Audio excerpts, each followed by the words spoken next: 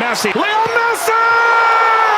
বিশ্বকাপে মিশরের বিপক্ষে আর্জেন্টিনার জয়ের পর সামাজিক মাধ্যমে চলছে বিতর্ক।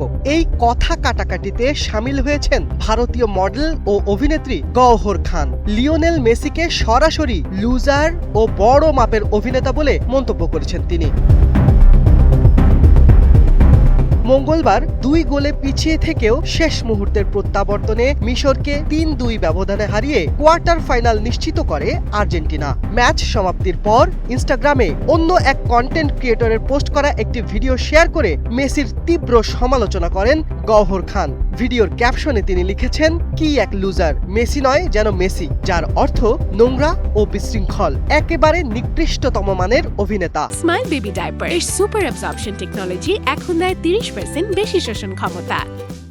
গওহর খানের শেয়ার করা মূল ভিডিওতে আর্জেন্টিনা ও মিশরের এই ম্যাচটিকে ফুটবল ইতিহাসের সবচেয়ে দুঃখজনক মুহূর্ত হিসেবে বর্ণনা করা হয়েছিল। ম্যাচের শেষ দিকে রেফারির সিদ্ধান্ত নিয়ে ফুটবল বিশ্বে তুমুল বিতর্ক তৈরি হয়। বহু ফুটবল সমর্থক আর্জেন্টিনার বিরুদ্ধে অখেলোয়াড় সুলভ আচরণের অভিযোগ তোলেন, এমনকি রেফারির পক্ষপাতিত্ব নিয়েও প্রশ্ন তোলেন তারা। মাঠের সেই বিতর্ক এবার গওহর খানের মন্তব্যের জেরে আরো জোরালো হয়েছে, যা নিয়ে ফুটবল ভক্তরা এখন 2 ভাগে বিভক্ত হয়ে তুমুল তর্কে মেতেছেন।